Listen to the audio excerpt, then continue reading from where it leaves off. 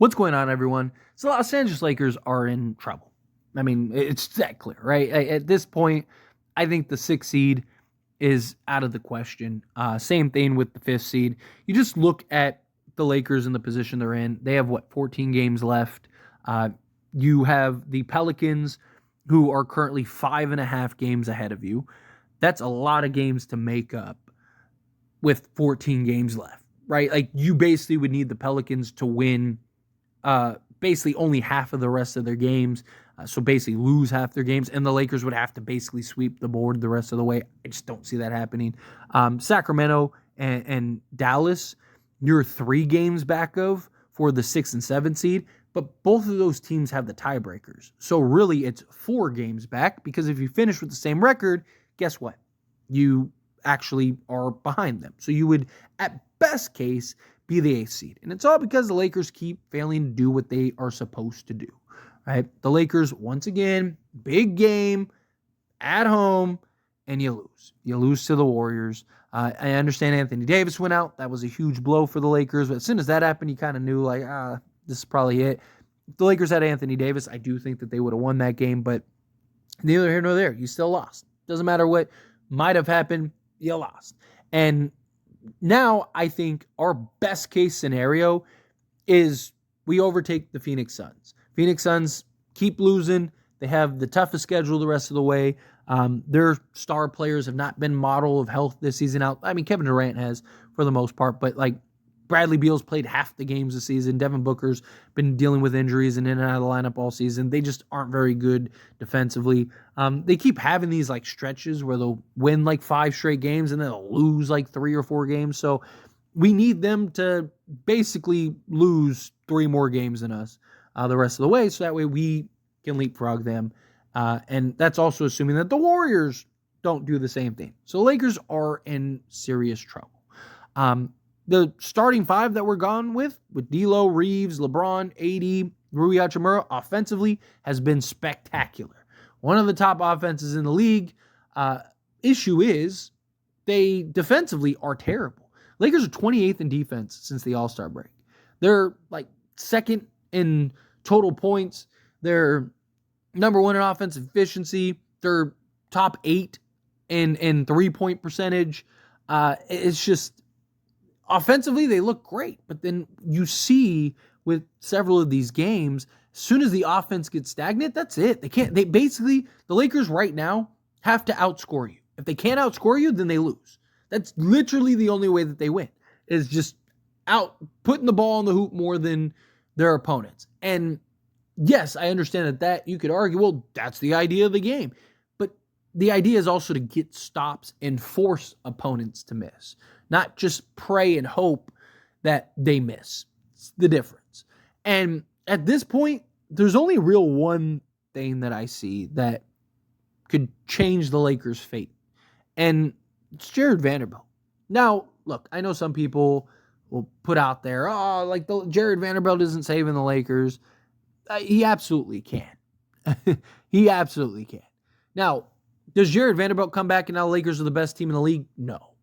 But the ground in which Jarred Vanderbilt covers on the defensive side is immeasurable. The Lakers, it's not a coincidence that when Jarred Vanderbilt plays, the Lakers are one of the top defenses in the league every time. Because, again, he covers so much ground. Anthony Davis, and what makes him the best defensive player in the world, is not only can he block shots and defend multiple positions of that, but he covers so much ground. He makes up for so many mistakes that the rest of the team makes, that you only really need guys to be serviceable to have a quality defense. The problem is guys aren't even serviceable, right? Like D'Lo's kind of been for the most part, but like Austin Reeves has basically been an open door. You know, Lakers are 7 points better. Like, literally, Austin Reeves has been a -7 this year because teams just target him, and he can't defend me right now. And then you add in Rui Hachimura, who really is a 4, not a 3, but he's playing the 3, and he can't navigate screens. He can't move his feet laterally well. So he's a liability. outside of Anthony Davis, who on the Lakers can play defense right now? LeBron in spots and bursts and stretches. We saw in like the Clippers game where he shut down Kawhi. But to ask him to do that for 36 minutes a game, it's not going to happen at this stage of the career. Maybe in the playoffs, but for the next 14 games, probably not. Right? So the Lakers desperately need a guy like Jarred Vanderbilt. Because not only can he defend the best player on the other team, he makes up for so much of the Lakers' flaws and issues. But now you have him doing that out on the perimeter and Anthony Davis doing it in the low post, doing it on the block, where he's basically able to keep everything out in front of him. The problem is like he has to constantly react and make up for this loss, that loss, and he can't be in his position and kind of survey and scout the way that he usually does when he has Jarred Vanderbilt, because Jarred Vanderbilt gives him that luxury. Jarred Vanderbilt at times is defending 2-3 guys at once. It's amazing. And that's the kind of impact. So Lakers immediately would be better defensively with Jarred Vanderbilt, assuming he is back to the guy that we know he can be. And then you add in all the other stuff. You add in his ability to rebound the basketball, his ability to generate offense. Yes, offense. Because he, one, gets rebounds, which leads to offensive possessions. He gets offensive rebounds, which leads to offensive possessions. He also gets live ball turnovers, which lead to more offensive possessions. He gets steals, period, which leads to more offensive possessions. Him getting a stop on the defensive side leads to more offensive possessions, right? Guess what? That helps the Lakers on the offensive side. And the Lakers were actually doing a really good job of making him serviceable on the offensive side of things. Shooting the basketball, he still doesn't look great. He's always kind of been streaky. Like when he's in like that zone, he can knock down a couple, but it's just him. It's the offense that the Lakers are running, right? Using the 5 out, lots of ball movement, lots of action going on. Jarred Vanderbilt's able to constantly roaming around, and he's good at just kind of handing around. He notices, the defender has kind of been lulled to sleep. Now let me make my move. Makes the cut, boom, finishes. Also, again, his ability to rebound from the corner is huge. His ability to chase down loose balls. He would really help in that regard out on the perimeter, getting boards and playing defense. He solves a lot for the Lakers. A lot. Right? The Lakers have been one of as it doesn't feel like it, but basically since the All-Star break, the Lakers have been one of the better teams. I think they have like the 8th best schedule or something, or the 8th best record, something like that since the All-Star break. And you're telling me adding in Jarred Vanderbilt wouldn't fix that? Our best 5-man unit still is D'Lo, Reeves, LeBron, AD, and Jarred Vanderbilt. Still our best 5-man unit. The problem is Darvin Ham hasn't played it a ton this year, and Jarred Vanderbilt's been in and out of the lineup all year. But Rui Hachimura spoke on Jarred Vanderbilt and said that he should be back soon. He said hopefully, and that they can kind of get back to that lineup. So do they start Jarred Vanderbilt in place of Rui Hachimura? Does Rui know, like, hey, when Vando gets back, we're going to move you to the bench because we need your offense on the bench, which that would help the bench unit also. Jarred Vanderbilt also allows that. He allows guys to get back in your natural position, right? When everyone's healthy, or even if nobody else comes back and it's just Jarred Vanderbilt. Well, now Jarred Vanderbilt could start, and if you do go with that starting 5 of D'Lo, Reeves, LeBron, AD, and Vanderbilt, now you're in great position because now you have Rui on the bench. You could go with the Spencer Dinwiddie, and you could go Max Christie or whomever, Taurean Prince, right? Because let's be real, he's going to go with Taurean Prince. So let's go Spencer Dinwiddie, Taurean Prince. You got Rui Hachimura. You got Jackson Hayes. If Cam Reddish comes back, you got Cam Reddish. You got Max Christie, who he can play the 2 also. If Gabe Vince comes back, you got Gabe Vince. Right? It just, now you got a little more offense off the bench and just better balance in the starting unit because now you got Anthony Davis and Jarred Vanderbilt. And then LeBron, hopefully, especially come the postseason and the play-in, he kind of is engaged and locked down more on the defensive side. So now you have at least, again, you just need him to be serviceable. So hopefully he can be at least serviceable, and now you're in good shape. Jarred Vanderbilt, again, solves a lot for the Lakers. And we need, hopefully the reports are true and that he'll be back soon. Problem is how soon? Is he back in April? Is he back next week? Is he back? Like, we have 14 games left. We got 7 games in the month of March, 7 games in the month of April. Ideally, it'd be nice if he could be back with like 10 games left. So that way he has time to kind of get back into a rhythm, get back into a flow, kind of get his feet back under him. Right? We saw that last time it took him about 10 games to kind of get back. Granted, he missed a ton of time, but you got to imagine it's going to take him at least a handful of games to kind of get back to being the Jarred Vanderbilt we know and love.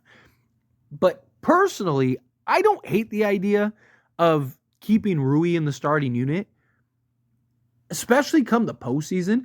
So, like, I don't hate the idea of just staying big, but you have to move LeBron to the 3. And I know LeBron doesn't really want to play the 3 at this stage. That's why I said more the postseason or the play-in. Because to me, I'd be like, look, we got Jarred Vanderbilt back. We're going to run for, like, position's sake. We could go, like, LeBron at the point, D'Lo at the 2, Vando at the 3, Rui at the 4, 80 at the 5. But on the defensive side of things, and even the offense, right? It basically, D'Lo would be the initiator. D'Lo would still be the point guard. It's just you could line up that, or you could put LeBron at the 2, whatever, however you want to structure it, right? It doesn't really matter.